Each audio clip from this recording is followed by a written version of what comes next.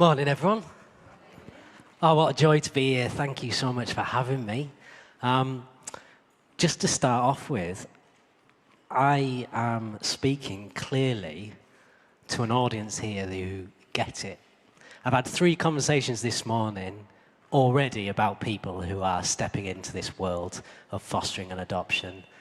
And so, from my bottom of my heart, thank you. It's so beautiful to step into an environment that already is understanding this. So perhaps my words this morning will not be one of inspiration, but more of, we understand this, and perhaps a reminder. So thank you so much for having me. My name is Lawrence, like I said. I was a secondary school teacher. I've been doing this work for the last couple of years. That's because my family life is particularly complicated. I have 4 children. 2 of them are adopted, and 2 of them are birth. And doing a teaching job with 4 children, and 2 of them of high need. One is in a wheelchair, non-verbal, and the other one has autism and is incredibly difficult at times. So doing this job has allowed me to do something which is very personal, but also very professional. And so I'm loving it. And I'm loving stepping in and talking to people about this. So just to remind you about who I'm speaking from, as you can see, we are Home for Good and Safe Families. And this was a merger. I don't know how much you know, but this was merged 18 months ago, these 2 organisations. One day, we'll get a new name. And so we won't have to say, I work for Safe Families and Home for Good, which is the biggest mouthful ever. As you can see on the screen, this is our vision. I'm sure, as I've seen today, you align with a great deal of this, and you have a huge, long history with Home for Good. So thank you for that. Today, I just want to do 2 things. I'd love to show you a passage in the Bible, and we're going to draw out a few things from that passage, and then we're going to look at that passage and those things through the eyes of those children in the care system. So that's what we're going to do. Be hopefully about 20 minutes. That's the aim. But before we do that, let's get stuck into something slightly different. There's a guy called Michael Roy, who was is a social psychologist at the University of California. And he did this study about dogs and their owners and whether they resemble each other. And in 2004, money well spent, definitely. In 2004, he did a study where he got about 200 owners and their dogs, took photos of them both, and then got participants to try and match the owner and the dog. And as you can see, the amazing results came out of that participants were able to match the owner and the dog twice as often as chance would predict. Because there is a resemblance, we all know that. We've all seen pictures like this of dogs and their owners matching. This is Exhibit A. Exhibit B and C are here. Particularly, I'm sure that one is made up. And this is my personal favourite here. They've very helpfully labelled it for us, which is useful. And I am not in any way associating Christ and us with dogs and owners, but there is a line in the Bible, and a considerable one, particularly from Paul, who talks about how we should be imitators of Christ, imitators of Jesus. 3 verses here for you, 2 of them Paul and 1 of them Jesus himself. Paul says, be imitators of me as I am in Christ. And there in Ephesians, therefore be imitators of God as beloved children. And finally, Jesus' words, as disciples, a disciple is not above the teacher, but everyone, when he is fully trained, will be like his teacher. So there's this concept in Scripture of how we should reflect and look like Jesus. And coming in today, I have seen that in the short time I've been here, where this is reflective of Jesus. It's warm, it's kind, it's beautiful. We have children running around. I love it. So thank you for reflecting just that little bit. There's a songwriter in the States that I quite like called Zach Williams. He writes an amazing song. I would recommend this, called Less Like Me. And this is the chorus. A little more like mercy, a little more like grace, a little more like kindness, goodness, love, and faith, a little more like patience, a little more like peace, a little more like Jesus, and a little less like me. I love it. And so the passage that we're going to read today, we're going to draw out 3 things that we see in Jesus that we want to imitate and be like. Very simple. I'm a simple guy. So this is the passage we're going to look at. If you've got a Bible, or it'll be on the screen, we're going to look at John 8, verses 1 to 11. Now, in the Bible, in John, this is potentially in italics or in a footnote because it was thought to be added to John's Gospel much later than when John wrote it. But it really doesn't matter, that kind of thing, to me, because actually, reality is it's still in the Bible and it's still helpful for us. So let's read this section, and then we'll just unpack 3 things from this. So let's read this together. Then they all went home. But Jesus went to the Mount of Olives. At dawn, he appeared again to the temple courts, where all the people gathered around him, and he sat down to teach them. The teachers of the law and the Pharisees brought in a woman caught in adultery. They made her stand before the group and said to Jesus, "Teacher, this woman was caught in the act of adultery, and the law of Moses commands us to stone such a woman. Now, what do you say?" They were using this question as a trap in order to have a basis for accusing him. But Jesus bent down and started to write in the ground with his finger. When he kept on questioning him, he straightened up and said to them, "Let any one of you who is without sin be the first to throw a stone at her." Again, he stooped down and wrote on the ground. At this, those who heard began to go away, one at a time. The older one first, until only Jesus was left with the woman still standing there. Jesus straightened up and asked her, "Woman, where are they? Has no one condemned you?" "No one, sir," she said. "Then neither do I condemn you," Jesus declared.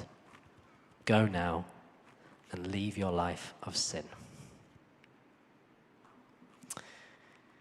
A phenomenal passage. There's so much in this, and I'm not going to do it justice, so please forgive me. I'm going to skim over quite a lot of this. I can't make a huge amount of comment about the detail and the background, but I just want to draw out 3 things that Jesus does in this and 3 things that he's like and that we can then imitate. So Jesus shows a great deal of wisdom in this. He shows a great deal of compassion in this. And he also shows a great deal of acceptance in this. So let's unpack those 3 things very quickly. Wisdom. Jesus shows an amazing amount of wisdom. He knows that they have said this and positioned this woman in the place that she is, brought her out because they want to trap him.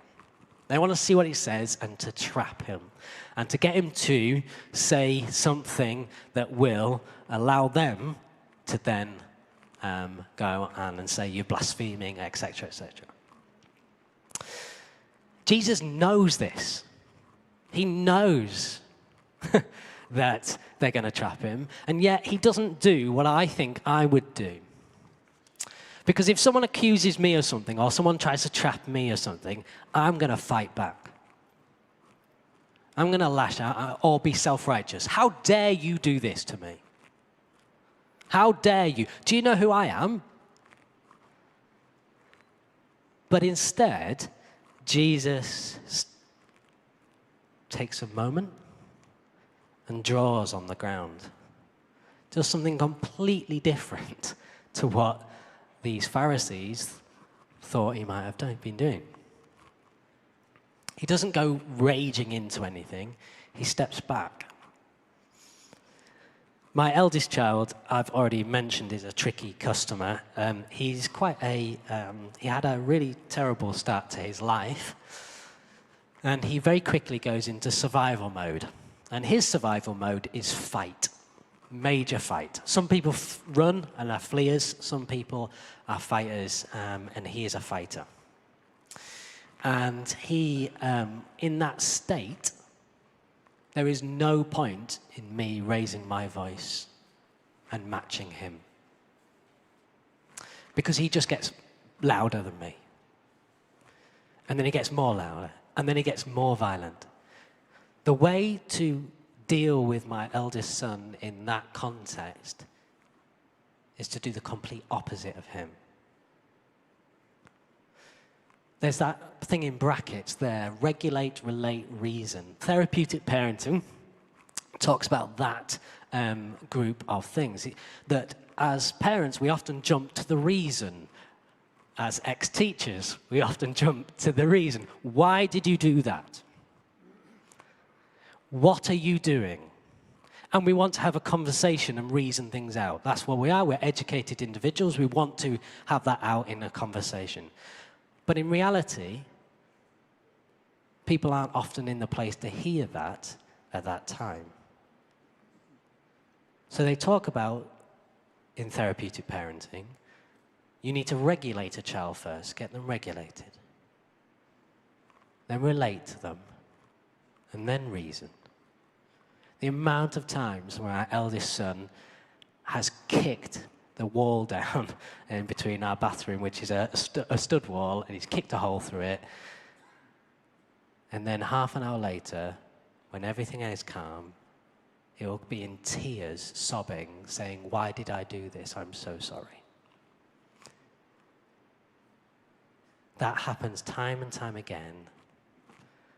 And Jesus knows that our human instinct is just to jump in. But here, Jesus steps back, takes a breath.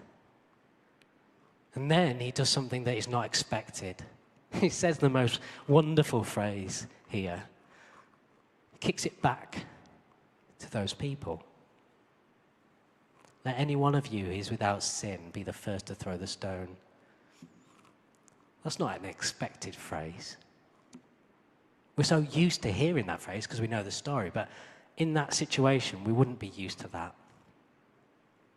He doesn't respond in the way that we expect. Again, my eldest so often is watching me to see how I react and wants to have a reaction from me at times. And when he doesn't get it, he stops. So Jesus is wise in his responses. He's also unbelievably compassionate. And I've defined compassion as empathy and action. And here are two verses in Mark and Matthew that show some of this. And Jesus, when he came out, he saw a great multitude and was moved with compassion for them because they were like sheep not having a shepherd. So he began. So there's action from the heart. Starts with the heart and then goes into action. If we just have the heart response, that's good, but it's not what Jesus does. He then acts upon it. So in this example, Jesus shows great compassion because this woman was about to be stoned or potentially stoned to death. This might have been the last day on this earth that this woman was on. And yet, through Jesus' words and actions, he doesn't run away from that. And that woman walks away free. Jesus shows deep compassion in the way he reacts to the situation.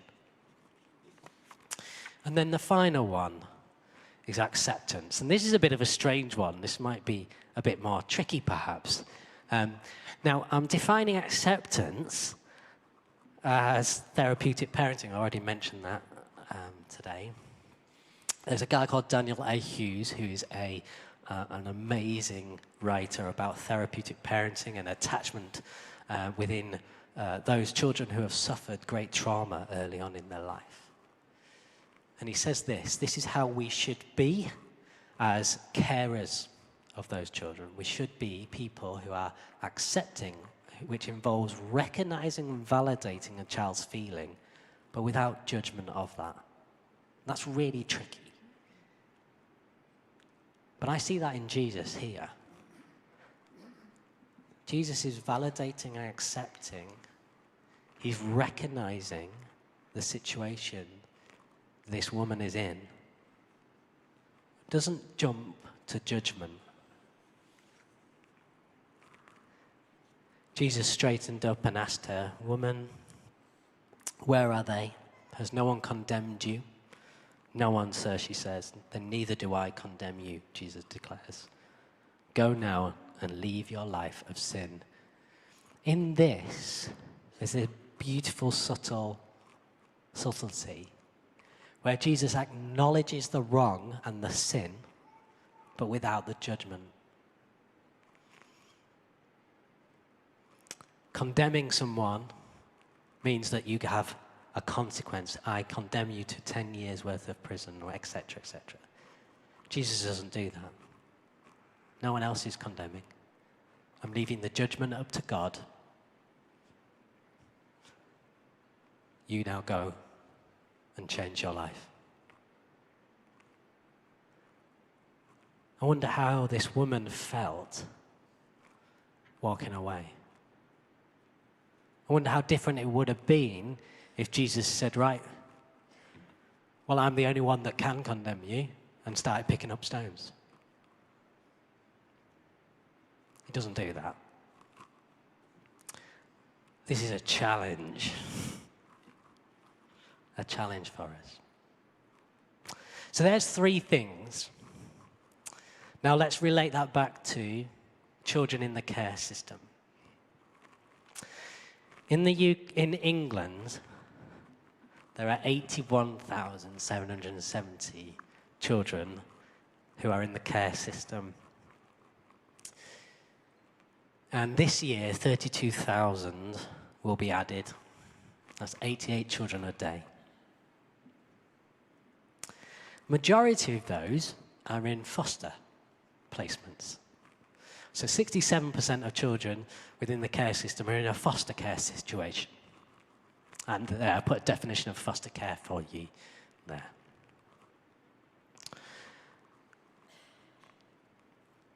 Out of the whole of the UK, there are 102,000 people in the care system, so if we added Scotland and Wales and Northern Ireland, and 27% of those are 16 plus. So nearly a quarter of the people in the care system in the whole of the UK are 16 plus, which is a real issue in our society.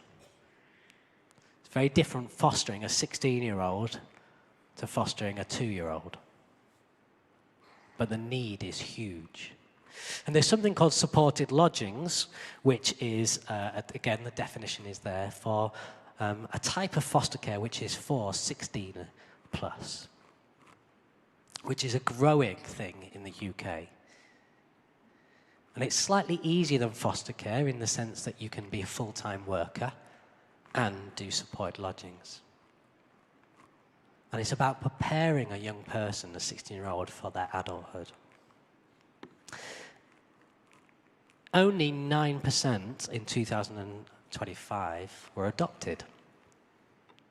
And this is a very low figure, and actually in England it's much higher than Scotland and much higher than Wales and Northern Ireland. Adoption is becoming less and less in the UK, and there's more need for foster carers and supported lodging hosts. So that's England. Let's drill that down into Sheffield. In Sheffield, there are 624 young people and children in the care system. 320 approved foster carers, and that has decreased by 50 since the last year. There are 424 children or young people living in foster care, and 15% of those having to live outside of Sheffield, even though their birth homes are in Sheffield. And you can see that stat at the bottom, 55% of care leavers, so that's anyone 18 and above who has been in the care system, are considered in Sheffield as NEET, so that's not in education or employment or training. And that is considerably higher than the national average. So Sheffield, there is a huge need. And you are fulfilling some of that. But we need to be a church and a group and a nation that are praying for those 624 young people. Praying for those 55% of individuals who have left the care system and are now not in education, employment, or training. We need, like Jesus, to display so much more wisdom with how we deal with this group of individuals, so much more compassion, and so much more acceptance. Just to finish with, there's this beautiful quote that I love by a guy called Graham Benyon in a book called God's New Community, which says this: in the early church, love between Christians is thought to be a significant factor in the spread of the gospel. It was seen in the care given to those in the church who were poor or widowed or orphaned, in days when people in these situations would simply starve. It was seen in the visits made to Christian brothers and sisters in prison, or the way they tended those who were sick. They shared possessions with each other. Onlookers could tell that these people were followers of Jesus Christ simply by the quality of care there was between them.